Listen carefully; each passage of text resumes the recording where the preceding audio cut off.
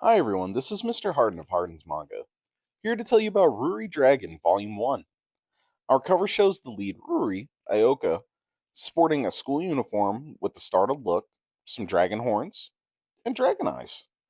The opening pages show Ruri brushing her teeth and going through a normal morning routine, only to be surprised with the newly developed dragon horns sporting from her head.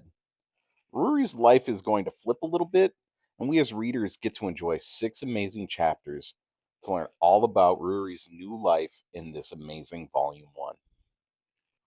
Ruri starts Chapter 1 off talking with her mom about the newly discovered dragon horns. And it's fun to see the dynamic of Ruri's mom just being like, oh, yeah, I guess you do have horns now, since your dad isn't human. Through a small conversation about genetics and what's going to happen, Ruri eventually darts off to school. The mangaka really nails the feeling of waking up to go to school, though. Rui is drawn sluggish, and her mom is ready to get out the door in a way that feels all too real. Plus, the details we get in facial expressions is amazing, especially the panel where Ruri is going on some breakfast toast, just running out there. Once Ruri is off to school, we get introduced to her friend Yuka, a girl with a cute little bob cut and an attitude about dragons that most people would have that they aren't real. But the refreshing thing in this manga is how the mangaka so far has built every character to accept what's happening to Ruri at face value. Even with Yuka kind of groping and prodding at the new horns on Ruri, she tells the boys in class to buzz off when they go a bit overboard once at school. The scenes we get after this depict a Ruri getting overrun by her classmates for standing out now with horns, and everyone wanting to know more about them. The panel where Ruri asks for help from her teacher and he just feels left out is a great one during all of this. Back to the story though. A slightly sick looking Ruri sneezes, and what happens? Well, of course, fire shoots out in an epic 2 page drawing. It's the first double page we get past the first, and it really flexes how well the character of Ruri can be drawn. After the bonfire of a sneeze, Ruri coughs up a lot of blood and passes out, and we get a scene between Ruri and her mother where she asks the question of why she wasn't told about the dragon blood in her. Ruri's mother explains that since Ruri looked so human, she wasn't sure it was needed to tell her, but that she did end up meeting her father to discuss what is going on with Ruri. It's a heartwarming scene that ends on a happy note of Ruri's friends checking in on her and sending a picture of all of them looking like little bears from a filter. Ruri's happy it's not a photo emphasizing the horns. And that's how we end chapter 1.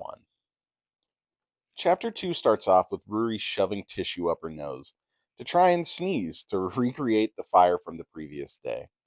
The fact she can breathe fire means until she can figure out what triggers it, she can't go back to school. So, Ruri's mom is treating the day a bit like a picnic, and we get a great scene where we get to see the outline of Ruri's dad for the first time. It's a lot more menacing looking than anything else the mangaka has drawn up to this point, which makes you wonder what will be passed down to Ruri. Which, of course, the father isn't even sure of what traits Ruri will get, as her anatomy is more or less human, and states that Ruri will make every trait her own in due time. It's an interesting way to say he doesn't know how to help, huh? Ruri, after a few more panels discussing with her mom, states she feels hot, and boom, we get more fire breath. It takes some time to really take in this panel, as Ruri really shines when the mangaka utilizes her dragon traits. That is enough for Ruri's mom to state she has some kind of control, knowing when she'll be able to breathe fire, and she takes her to a doctor to understand dragons better, and even her grandma's house, which Ruri's grandma drops a funny line about skewering people who look down on her horns. Like, dang, grandma, she's down for the cause. After the errands, Ruri starts to doubt if she can go back to school. And thankfully, while roaming the supermarket with her mom, she runs into Yuka, who, like any good friend, is worried after what happened with the fire and all. Yuka makes the statement she'll see Ruri at school, which seals our lead's fate. She's done with playing hooky, and she's going back after chapter 2. Or is she, as chapter 3 starts off with Ruri trying to continue to play hooky, and Yuka shows up having none of that? Honestly, the panel we get of Yuka running to Ruri for a hug, because it's been a week since she's been at school, is really heartwarming. Ruri leaves with Yuka, but is still hesitant if she should go, as after breathing fire, she thinks people will be terrified of her. Yuka spends the next few pages letting us know that the people aren't afraid or terrified. If anything, they are more intrigued, which I can totally understand. Like, how cool would it be to meet a real life dragon? Which is exactly what Ruri tells her fellow students as they clamor all over her desk to figure out what happened and how the fire came from her. Eventually, Ruri's teacher comes into the classroom, and we get a tidbit of information that Ruri isn't the first person to be different, which is a cool point in this chapter because what exactly does that mean? Like, are there more people like Ruri that us as readers haven't been introduced to yet? Or is he being literal in that there are tons of people different from those seated in class? Either way, it keeps the brain moving. Chapter 4 seems to sneak in so fast, as now Ruri is realizing she isn't keeping up in her classes. Yuka pushes Ruri to reach out to another classmate as she is barely able to keep up with studies herself, which leads us into our last character introduction this volume. We get Kashiro, the twin tailed bundle of fun. Kashiro offers her help to Ruri, and at first our leading lady turns her down. After a few panels, Ruri realizes she needs the help, and Kashiro turns out to be really smart. Ruri is surprised and even mentions that to Kashiro, and is surprised by it. She tells Ruri that she's also shocked with her and how she's able to judge people by how they look when she's so self conscious about the dragon aspect of herself. The message of this chapter is so heartfelt, and the idea of knocking down walls to try and understand each other is just awesome. Plus, the way Kashiro talks in this chapter is a riot. She's very to the point with Ruri and is even able to make friends with her due to it. Kashiro invites Ruri to Starbucks, which is rare for manga to mention like real world places. But yes, the crew does go to Starbucks for a study session, which is fun to see the build up to. We get a begging Ruri for Yuka to tag along, and then end with a Ruri who is happy she met up with new friends. The ending of the chapter also shows an awesome big panel of a group study session picture, and it's really well drawn. It feels like an actual big group photo. Plenty of us, of readers, have also taken, and probably on our phones right now. Chapter 5 starts up right where we left off in Starbucks, with Ruri asking everyone why they aren't afraid of her. We find out that it's due to Ruri's mom stopping by the class after the fire incident, hitting a low bow and explaining they are working on a way for Ruri to come back. And that's why they aren't afraid, because they know how hard she worked to be at school. Kashiro reminds us she has a ton of energy, invading Ruri's personal bubble through all of this, which is a fun dynamic she brings to each scene she's in. Eventually, Ruri makes her way home and spends real quality time with her mom, eating takoyaki, playing Wii, and a mother daughter kind of talk about how she will always be there for Ruri and has a plan for the next trait.